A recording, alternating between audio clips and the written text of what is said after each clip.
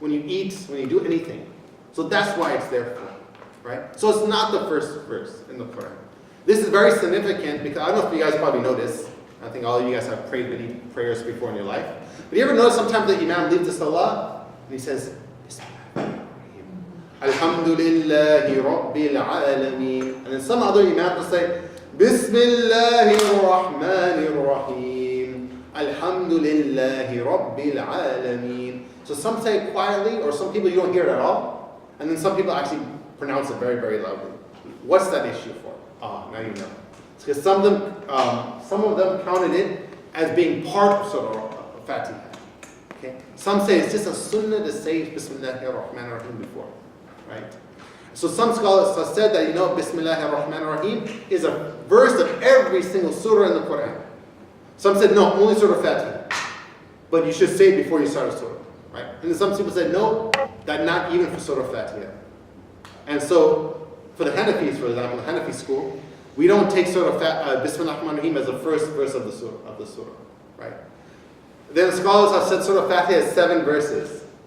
So, Bismillah Rahman Rahim is not the first verse of Surah Fatiha. Where are the 7 verses? So the scholars have said, the Hanafi school, for example, said that when you get Ghayrul Maghdubi, right here, you stop. And then the 7th verse is what? Alayhim waladhallin. That's how you get your 7 verses. Right? Did that confuse anyone? You guys understand that? Okay. But even if you don't stop, there's no harm in it. No harm. Yeah, you probably just made it 8 verses, which is an opinion that there is 8 verses, a minority opinion, right? But for example, yeah, that's what you do. So if you would pronounce Surah Fatiha out loud and you will stop at Ghayrul Maghdubi, if you're just stopping for the breath, that's something different. But you're stopping because it's a separate ayah, then you just made it 8 verses, which is a minority opinion, but there's no harm necessarily. Now for the Shafi'i school, I know I'm getting a little detail here. For the Shafi'i school, basically if you're not tasty, you're probably Shafi'i. But they said that the Bismillah Rahman Rahim is part of the verse. So if you don't say that in the Salah, then you missed a verse of Surah Fatiha, therefore your prayer is invalid. So it's very significant. It's a big issue for them. Right? So for the Hanafis, you're like, no, your prayer is fine.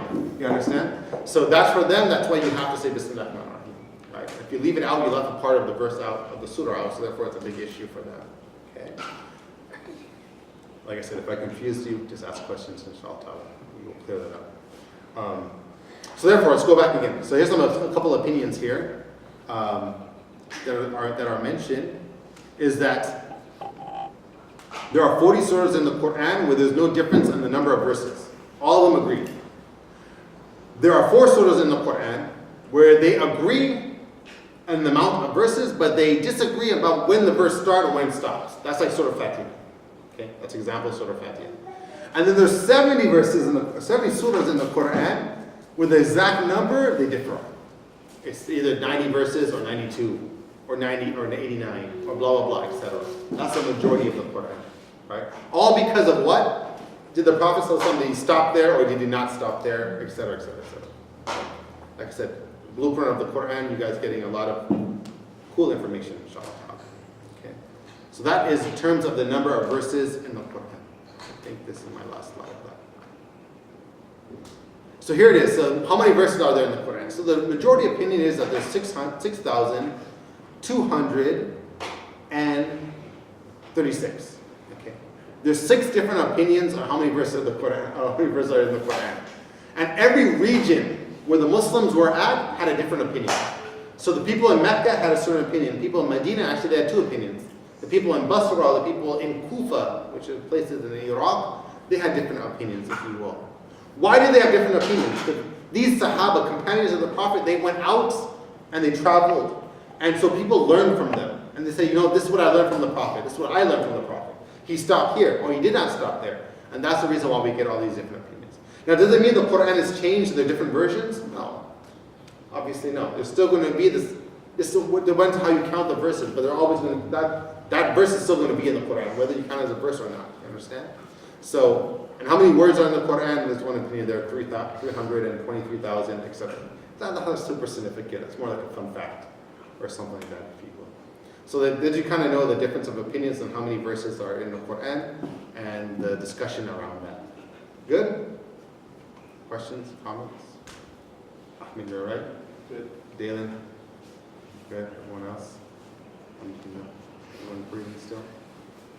It's a little deep, but this is this is how knowledge is. How was the Quran revealed? Next topic we're going on. How was the Quran revealed from the heavens on the night of Qadr? Right? So we have Laylatul Qadr. And we believe that the Prophet Muhammad, peace be upon him, got the Quran on Laylatul Qadr. Right? And Jibreel came, in the cave and so forth.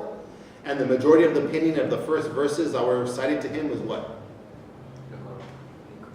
Surah Alaq, right? اقرأ باسم ربك الذي خلق خلق الإنسان من علق اقرأ ربك الأكرم الذي علم بالقلم, right? 5 ayat, right? Okay, that's good.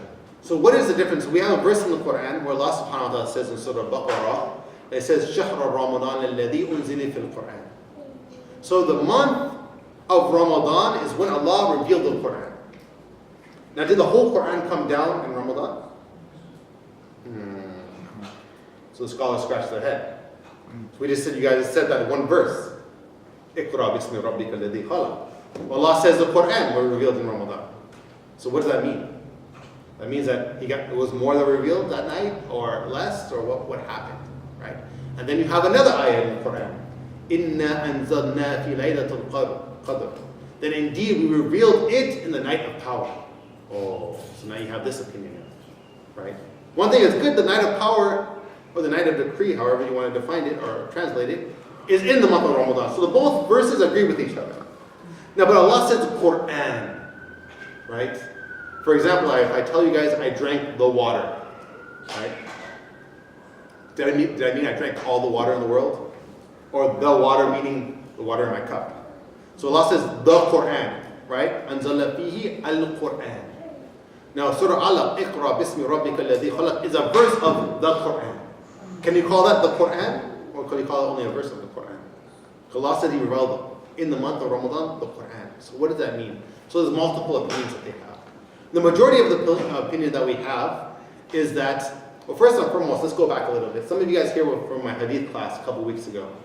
And the one thing we talked about, the preserved tablets. Anyone can tell me what the preserved tablets are? Al-Law al-Mahfuz.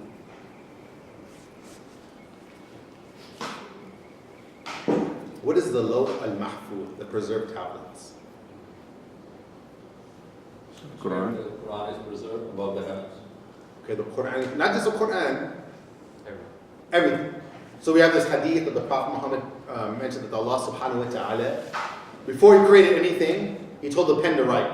And the pen wrote everything that will happen in this world. That me and you are going to be born, one time we're going to die.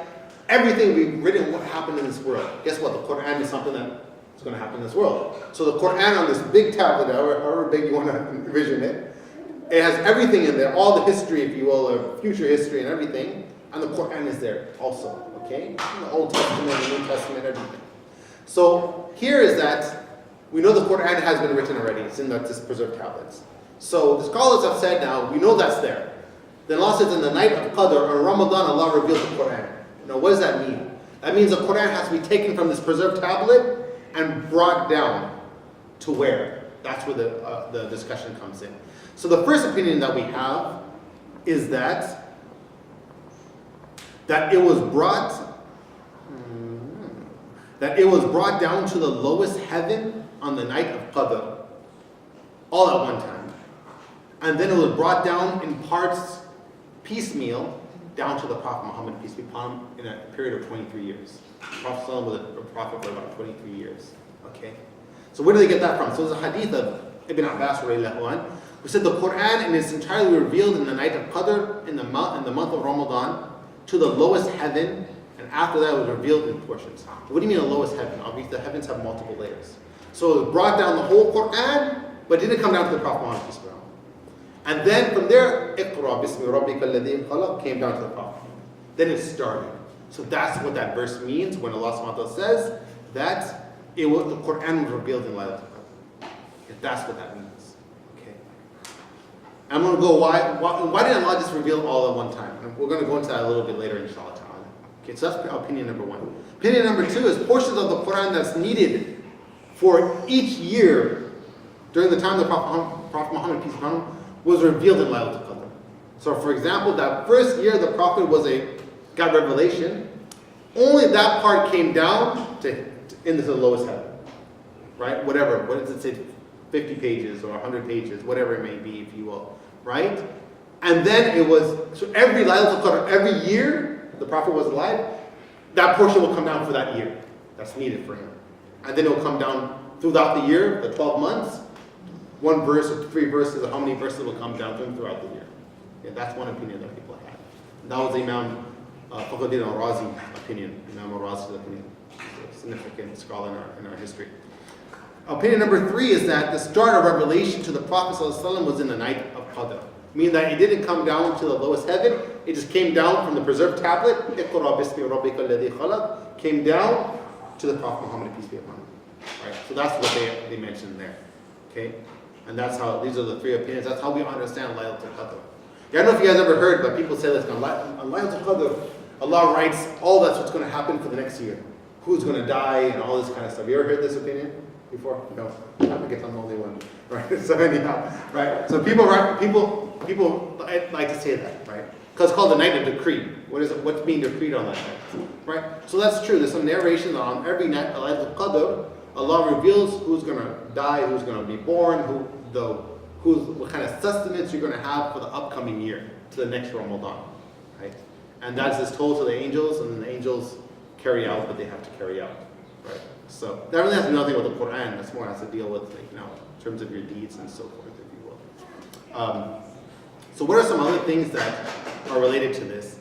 So the question might be the significance. What is the significance of having the Quran revealed to the lowest heaven first? Like, why? What's the whole point of that, right? And so one thing we have to understand is that what we know from some of the traditions of the Prophet Muhammad, peace be upon him, that all the previous scriptures from the New Testament, from the Old Testament, from what David, peace be upon him, revealed, called the Zabur or the Psalms, was all revealed all at one time. When Musa we went up on the mountain, we all know, and got the tablets, it all came down. He didn't get like one tablet, and then the next week got another tablet. He got everything at one time, right? And then he was told to take that and tell his people about it, right? So the Quran was a little bit different. So out of the honor of the Prophet Muhammad, peace be upon him, that Allah made it all come down to one time, and to be different like the other books, to be honored the Prophet Muhammad, peace be upon him, it came slowly to him, right? To be a little bit different. So therefore you got both bonuses, if you will, both 2 worlds. One coming all at one time, and then to the lowest heaven, and then piecemeal, if you will. Because then I also mentioned in this hadith here, that the Torah was revealed in the first couple days of the 6 days of Ramadan, that the Injil was revealed 13 days, the first 13 days of Ramadan, and the Zabur, the first 18 days, the Psalms, and the Quran in the first 24 days. Right? And this means that all the Holy Scriptures were revealed in the month of Ramadan. Ramadan is a special month Allah made for all the Scripture to come down. And you can say this hadith, this might be some issues with it, but that's what we have here in terms of its meaning. Questions or comments? Next thing you have, I think I have a little bit more. So why did Allah subhanahu wa ta'ala reveal the Quran in stages verse by verse? So Allah actually answered that question in the Quran, where He says that وَقَالَ الَّذِينَ كَفَرُوا لَوْلَا أَنزَلْنَا عَلَيَّ الْقُرْآنَ جُمْلَةً وَاحِدَةً لَكَذَلِكَ يُثَبِّتُ بِهِ فُؤَادَكَ. So Allah subhanahu wa ta'ala says, the disbelievers will question the Prophet Muhammad, peace be upon him. But why don't the Quran come all down all at once? Right? Why is it coming down so slow for? Right? Because that's how it used to come down in the previous scriptures. They knew about this. So they said, why did the Quran reveal to him all at once? Allah subhanahu wa ta'ala says that we may strengthen your heart. So if you get slowly, right, it will make him have more, learn it better, if you will, and have more strength in his heart in terms of that the lessons are coming slowly, if you will, right? And so you learn stage by stage, gradualism, if you will. And we rehearse to you in slow and well-arranged stages gradually, right? So Allah subhanahu wa ta'ala answers the question there. Make sure I'm not missing anything.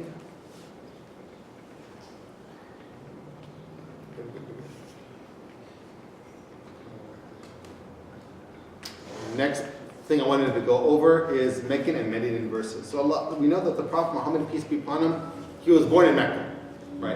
many years did he live in Mecca for? As a prophet?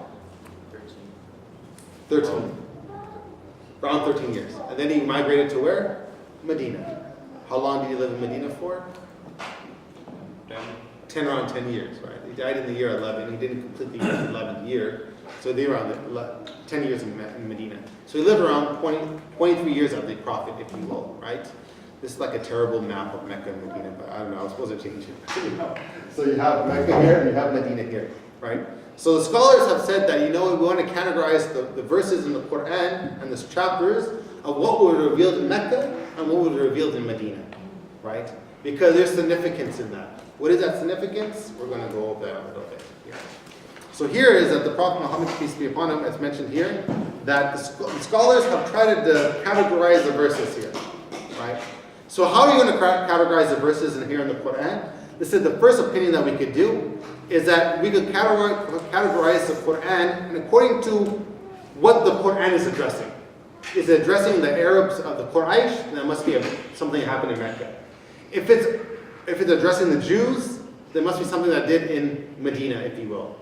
Or maybe addressing the new Muslims in Medina, then obviously it's something that's from Medina, if you will, right? That's one way they said they could do it. Number two, it said according to the place it was revealed. If it was revealed in Mecca, it's called Mecca, Meccan verse. If it's revealed in Medina, it's called Medina verse. It's simple. Right? Number three is that anything that was revealed before the Hijrah, Hijrah means migration, then we call that Meccan surah. If it reveals after the Hijrah, then it's called a Medina surah, if you will. What is the issue with number two? Number two sounds like a good opinion. That it was revealed in Mecca, then we call it Meccan surah. It was revealed in Medina, then we call it Medina surah. There could have been other ayahs that were revealed outside of Mecca. Right, exactly. So sometimes the Prophet Muhammad, peace be upon him, was in the Battle of Badr. This place called Badr. And then he got verses. That's not Mecca or Medina. What are they going to call that? The Badr chapter? Sometimes he was in a place called Ta'if, right? Hudaybiyah, different places. So that's an issue. Also, the Prophet Muhammad, peace be upon him, went to Medina, but did he ever come back to Mecca? He did. And when he came back to Mecca for the conquest of Mecca, there's verses that were revealed there. So what do you call those verses? Do you still call them Medina verses or Meccan verses? Because you already migrated, now you're coming back. So a lot of issues of how to categorize that. So the majority of the scholars picked opinion number three. Anything before the Hijrah migration is called Meccan. Everything after is called Medina. It doesn't matter if he was in Medina or not. We just call it that way. Why? We're going to see the significance right now, inshallah. So here it goes. First and foremost, what are some benefits to understand why this whole Meccan Medina thing important for the first? Why are we even talking about it? Number one, to understand the gradualism of the commands that were sent down. Right? One thing you'll learn that, and we're going to see really quick, that there wasn't much rulings in Mecca. Right? Why? Because Aisha radiallahu anha makes a very interesting statement here, where she says that, be informed that the first thing that was revealed thereof of the Quran, right, from the Mufassal means the short surahs, was the mentioning of paradise, Jannah, and the fire, the hellfire. And when the people embraced Islam, the verses in terms of the rules about don't drink, don't commit adultery, you have to pray, you have to make hajj, you have to fast, right? Then these things were legal and legal things came afterwards. If the first thing to be revealed to the people was not to drink alcohol, okay, and not to commit adultery, right, then people would have said, we're never going to leave alcohol, and we're never going to leave adultery, right? But they would say, we'll never give up these things, right? So what do you learn from this hadith then? Is that the first things that Allah subhanahu wa ta'ala told the people about is what? The hellfire. That Jannah is there for you. Who is Allah, for example? Who am I? Then the rulings came down. Because you can't give people rulings if their heart's not there. That's why some parents that come to me, Shahid, can you talk to my son and tell him how important prayer is and he needs to pray? I was like, well, before we do that, we need to explain to him why he needs to pray for. If he understands why he needs to pray for, then he'll pray. You don't need me to come for him. But if you tell him you need to pray, you have to pray 5 times a day, or not, you're going to go to hellfire, then the kid will never pray, right? Nobody wants to be taught like that. But if you tell him, you know what? Who is your Lord? Who created you? Who gives you this blood and this air that you're drinking, or air that you breathe in, the blood in your body and everything? Your Lord, right? He created you, right? And you should be thankful to your Lord. So guess what? At least pray and give him thanks if you will. If you understand that, you'll pray. But if he doesn't, then he will never do it. That's why Aisha radiallahu anha said the first thing that people would say that you guys can't drink, can't drink, can't do this. People will never come to Islam. And this is a great thing that when you see new Muslims in the masjid, and if they have earrings on, and they have tattoos, and they're wearing a skirt, and they don't know any better, is don't blast them. Don't say this is haram, don't come to masjid like this. Talk to them about Islam, talk about Allah first, and maybe you could advise them a little bit later. But if you first thing you tell them is that you shouldn't have tattoos, you can't wear a gold chain, you can't have a girlfriend and all this kind of stuff, even though we all know that's haram, etc. But you know what? Work on their heart first why they don't need a girlfriend, why they shouldn't have these type of things if you want, why they should not drink, right? Because the Sahaba in Mecca, they were worshipping Allah, but they were still drinking if you think about it, right? They were still getting, and there's some stories of Sahaba that were getting drunk, right? And the Prophet, peace be upon him, said, don't come to the prayer while you're drunk. Okay, if you're going to drink, do that, but don't come to the salah while you're drunk.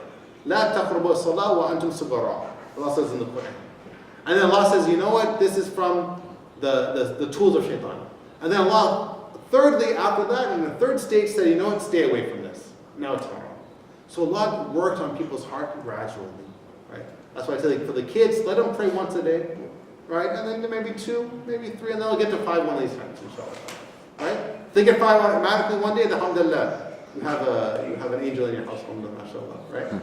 But you need to work on that, if you will. And this is tarbiyah. This is how Allah dealt with people. We need to take a lesson for that, if you will. A little bit of a side note.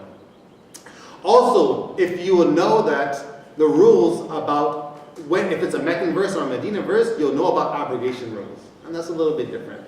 Because one thing is really tricky, if you read Surah Baqarah, Allah talks about what does a person who husband passes away, what's the ruling of that?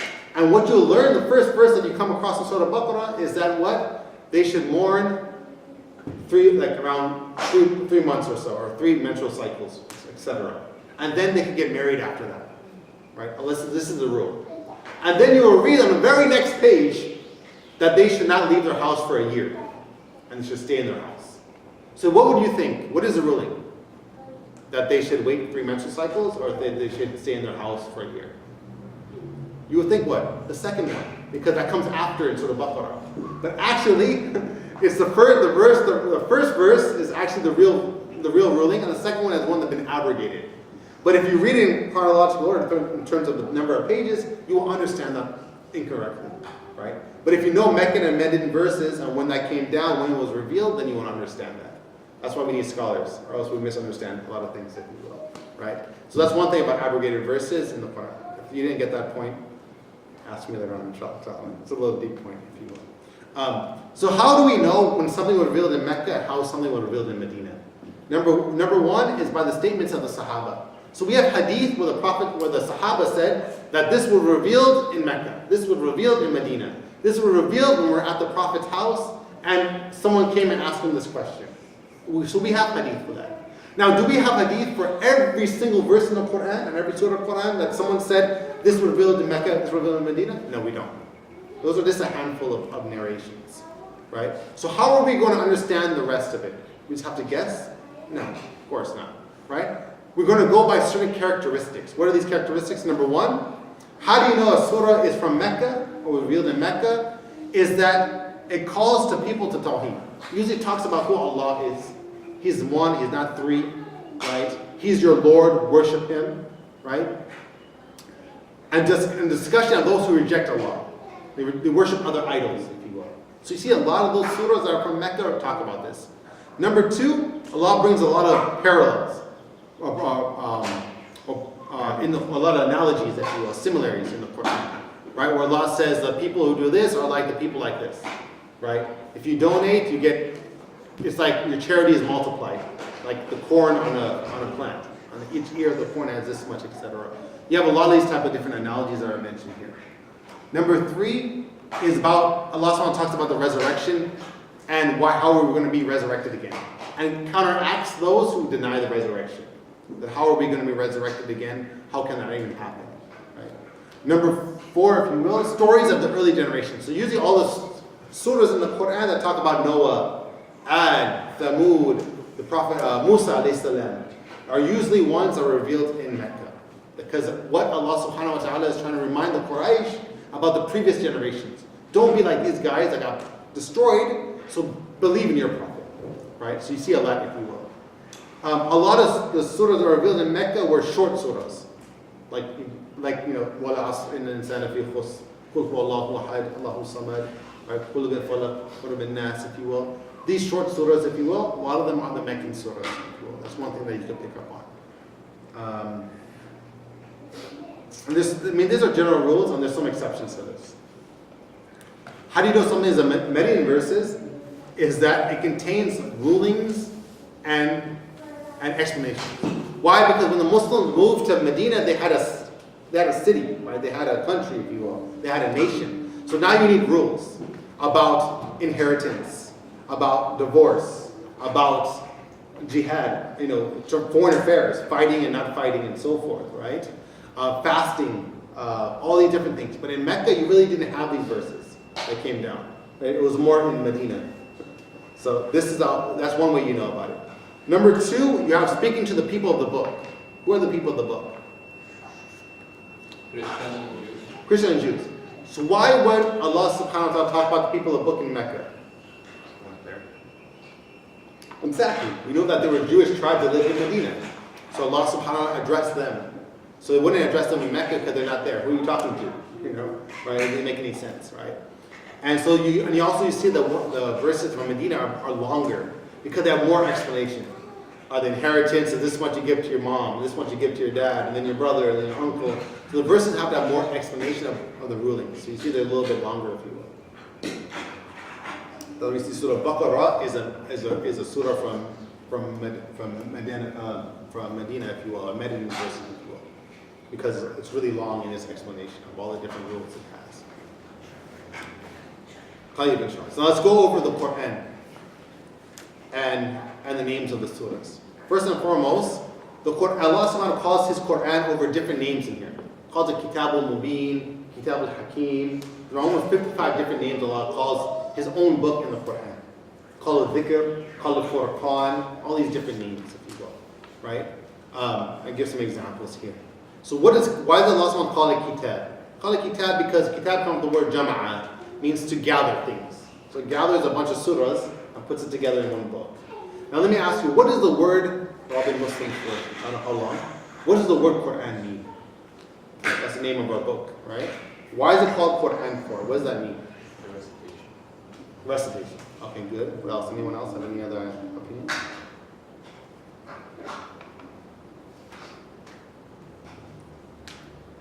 It's recitation? Good, right. Okay, that's fine. That's the majority of opinion. It's called recitation. Because what? You read it. From the word qara, iqra, from the word Quran, right? Which means, it means recitation. So the scholars said, they had different opinions on why it's called Quran for. So number 1, this is so small. Number 1 is that Allah subhanahu wa ta'ala called it Quran, and that's just a name. It's not derived from the word qara, to read. It's called Quran. Just like you call a car a car. Why do you call a car for? I don't know. Carriage. Is it seriously from carriage? Yeah, it goes from carriage. Okay, now you just messed up my whole point, but anyhow. Okay, go ahead. Why do we call it carriage a carriage? You gotta call it carriage a carriage. Because it carries things. Oh, I never knew that. Seriously, car comes from carriage. Like a shorter version of it, I guess. When they motorize it.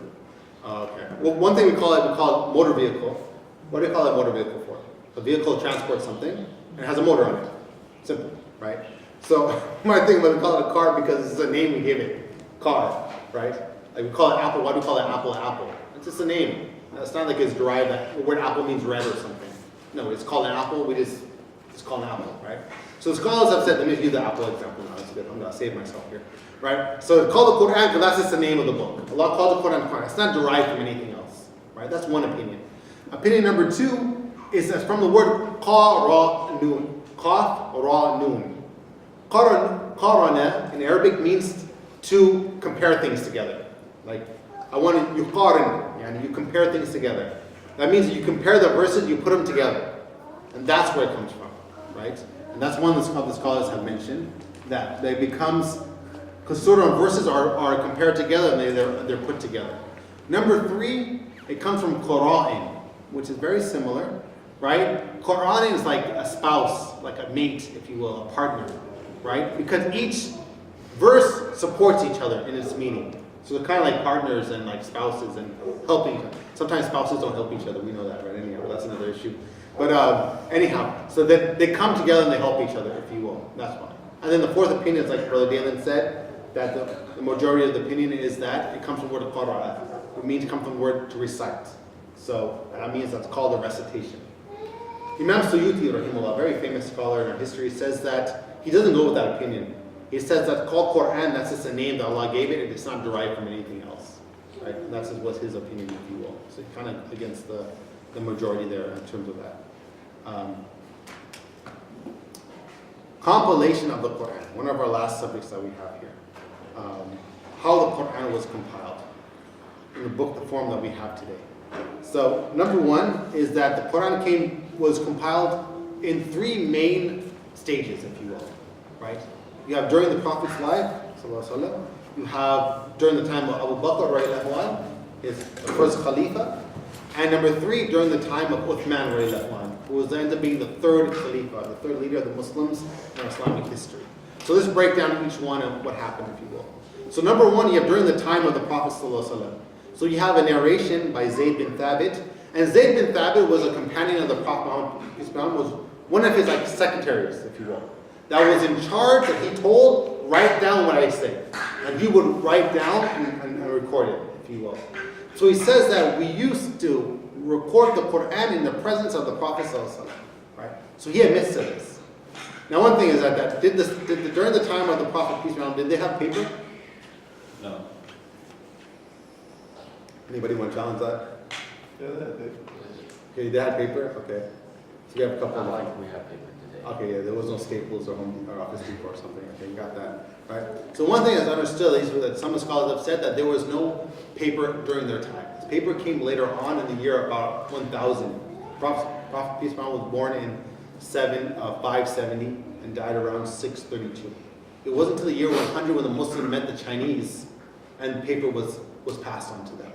But they didn't have it. So during the time of the Prophet, peace be upon him, what they used, so paper was around, it just wasn't until the Arabs, right? So what did they used to do? They used to write it down on the bones of camels. They have the shoulder bone, right? Shoulder bone is usually one of the bigger bones in the body.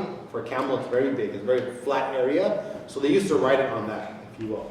And then also in palm leaves and palm branches, right? They had these type of things, right? I know it's really awkward to walk around with a big palm branch, but anyhow, that's what they had, right? Tough times those days, right? We have an app now, alhamdulillah, and we're good, right? We still don't read it, right? Right? So anyhow, go ahead.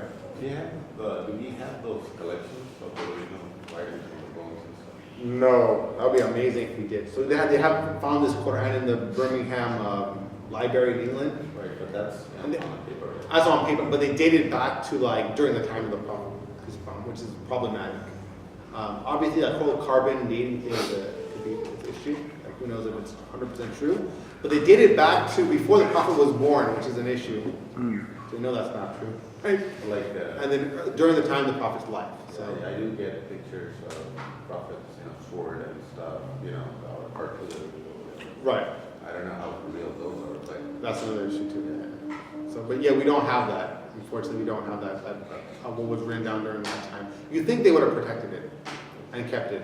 And they could have destroyed it for multiple reasons. And, I'm going to allude to it a little bit why they probably did destroy it. Which is a possibility. Who knows? Allahu A'lam.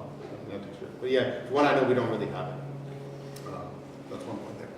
Ibn Abbas radiallahu anhu narrated that Uthman said, a long time I passed upon the Messenger sallallahu alaihi wasallam without anything being revealed to him.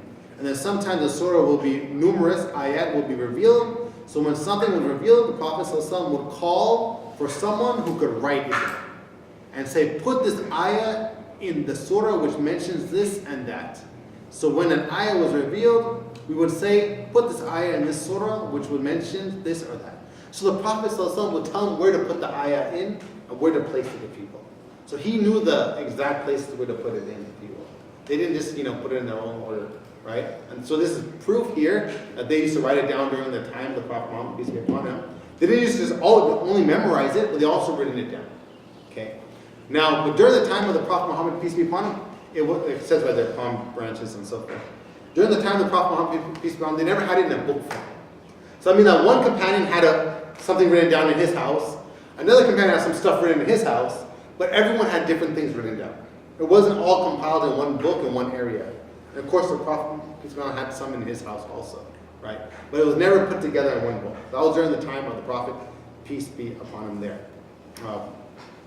Questions, comments on that? Those are ayahs though, right? But the sequence of the surah, like they recited Tarawih, it's from later on period, right? It wasn't given sequence there, right? What we have right now. Good question. So you're talking about how do you know the chapter right now? How do we know that Surah Baqarah is number 2, because Ali Imran is chapter number 3? Right, the sequence it's been given and how we recite in Tarawih, the way we have, Right. because that sequence of the surah itself, like 1 to 114, was not given that way. Good question. Anybody want to try to answer that? You kind of alluded to it a little bit. So how do we know that the surahs are in this exact order? Or did the Sahaba put it in that order? Or did the Prophet Muhammad, peace be upon him, put it in that order? Or did some scholar later on come and put it in that order? Right, so there's multiple opinions on this one.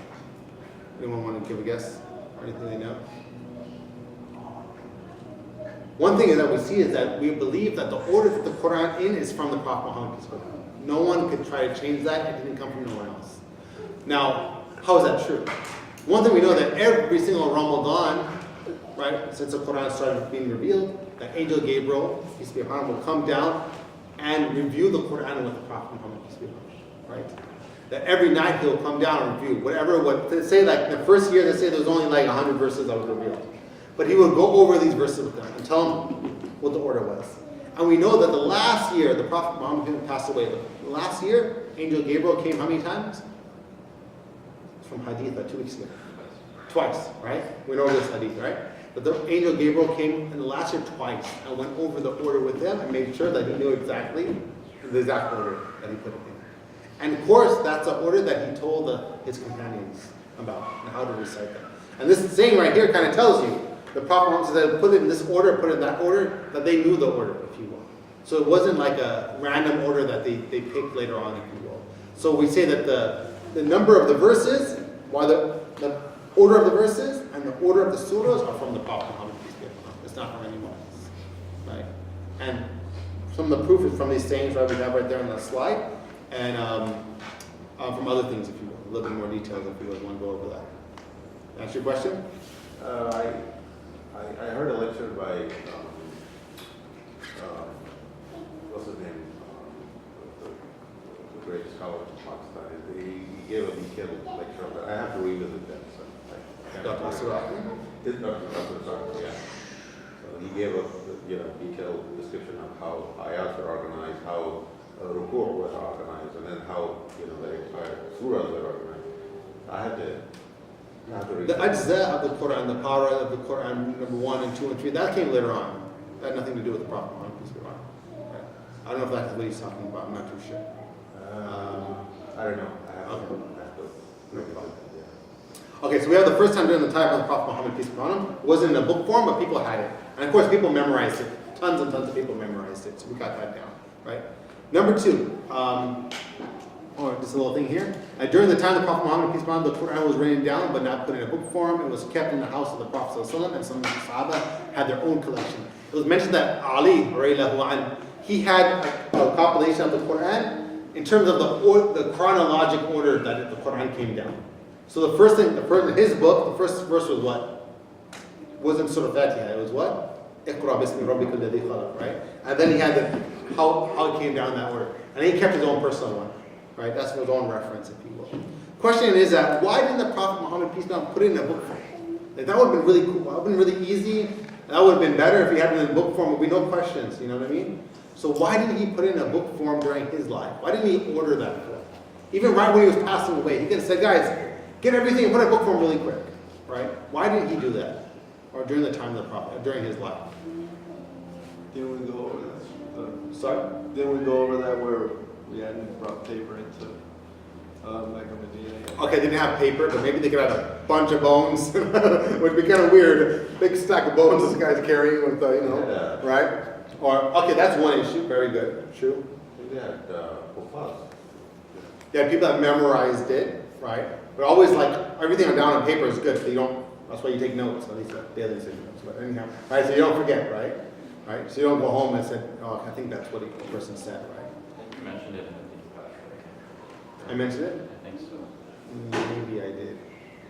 Later on, when the Hufaz, the marker, Right. like they thought of putting that in Right. book form there, the generations afterwards. True. Sisters, you have been very quiet today. One thing is that Revelation was still coming down. And so if they went, let's say, اقرأ باسم ربك الذي خلق. Okay, they write it down. Next thing is understood as sort of muzammil, sort of mudathir, which come with different opinions, if you will. Right? But now if you look at that, where is that in the order of the Quran now? It's way in the back. So then they would have to keep on changing it around. And the Prophet said, no, guys, this one surah comes here, and this one comes there, and this verse comes there, and this verse comes there. And then guess what? Someone's over here, you have to go tell him now, so he has the right order. And this guy, you have to go tell him. So everyone have all these messed up orders, right? And then it will be different.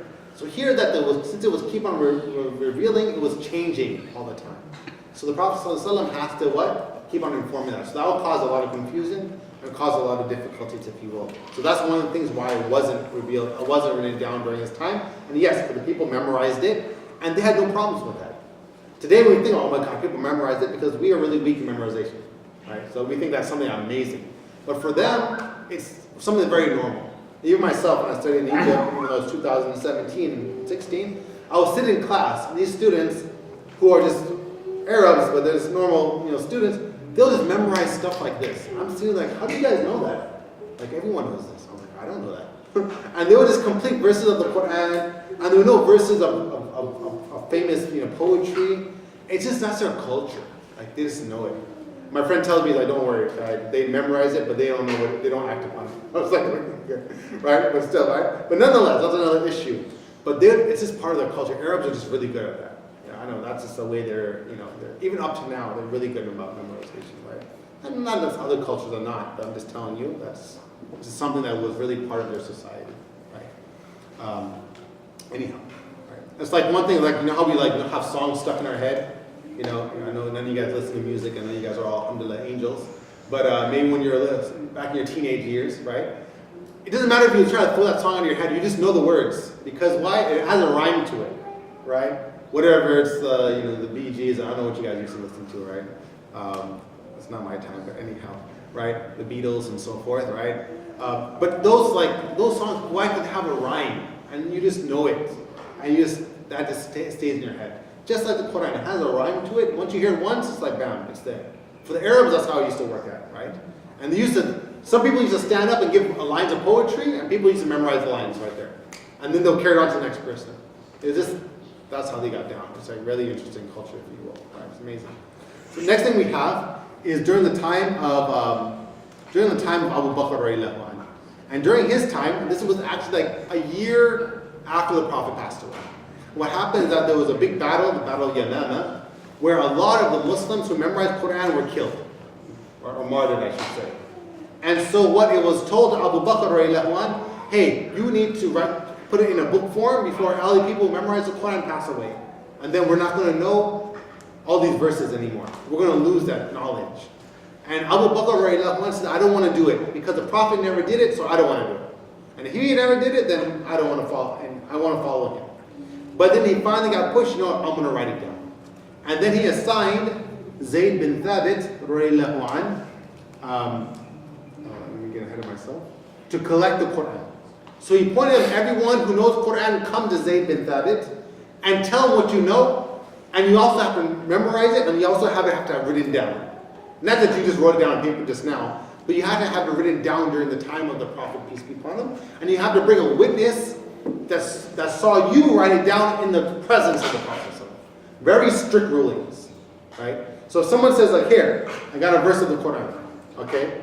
Now you have to bring a witness that says that what you wrote down right here, that was during the time, in the presence of the Prophet. The Prophet saw you write it down, right? And that's the only reason why I'm going to take that. Or else I'm not going to take it because I don't know if you wrote it down or someone else wrote it down. So it's a very strict ruling. And of course, Zayd bin Thabit, he memorized the entire Quran. So he'll know that if someone's trying to tell him something different, he'll say, no, I don't know about this. I don't have that memorized. You must be doing something weird. So he would verify that also. So very, very strict rulings of how that gets placed into the Quran, right? It wasn't that anyone could get down. That, Ibn Abi Dawud Raylan mentions that the hadith of that Abu Bakr Raylan said to Umar and Zayd that to sit at the door of the masjid, whoever comes to you with 2 witnesses, with something from the Quran, write it down. Sorry, 2 witnesses. I even made a mistake. So if I bring a piece of paper that has something on the Quran, I have to bring 2 witnesses that saw me write that down during the time process, right? So that's a lot of. So I'm a witness, and then I have 2 people. That's ended up being 3, and then Zayd bin Thabit memorized it. So that's 4 people. If you think about it, verifying that verse that's being written down, right? So that obviously this is the Quran. We don't want to know anybody writing anything in it, right? Any type of wording. So who are these 2 witnesses for memorization, and a witness that saw it written down in the presence of the Prophet ﷺ. After that, this was kept with Abu Bakr. So Abu Bakr put it in a book form, okay? But then he kept it to himself. And it was said that when he was dying.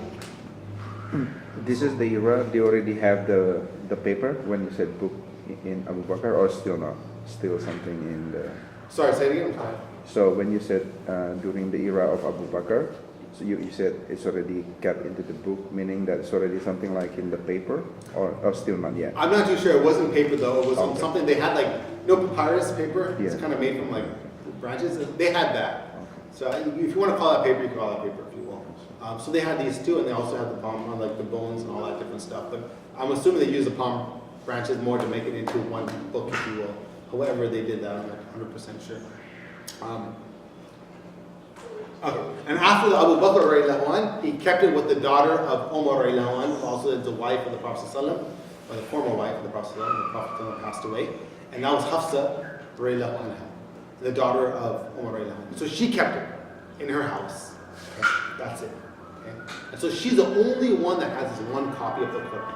That's it. No one else has it. People memorize it and they have it. So what happens is that when the Muslim empire is expanding, people are going into Persia. People are going into Azerbaijan. People are going into Rome or Syria at that time was the Roman Empire. People are going to Egypt. People are going to different places. So what happens is the Muslims are mixing with what? The non-Arabs. Or the Arabs, Muslims are mixing with the non-Arabs. And we know the non-Arabs, they don't know how to pronounce really well, even up to today, right? And so they end up pronouncing it different. And they're switching up what's being said. And we all know that if you study Arabic, if you make one letter different, that could change the whole meaning of a word, right? For example, the word qalb in Arabic, it's with a qaf. Now if you say kalb, what does that mean? It means dog. Someone said, oh, my kalb hurts, my kalb. Right? Like, oh, is your dog okay? You may take him to a veterinarian, I don't know. No, my kalb hurts. No, it's qalb, habibi. Qalb, right? Right? It's with a qaf. It's a little bit deeper sound. So somebody could recite the Quran and really mix up verses, right? And that could change a lot of things, if you will. I'm trying to think about a place in sort of Fatiha that if you mix it up, it'll change the difference of it, the meaning. There's multiple places not coming to my head right now. We'll just stick with the qalb and kalb right now for now. Oh, that's fine. Yeah, that's not a major difference. Yeah, that's another thing. So what happens is that people, remember, only one mushaf is with Hafsa, right? All these other people are saying other things. So they're changing up the meaning. So there's a very famous narration here that is mentioned that Hudayfa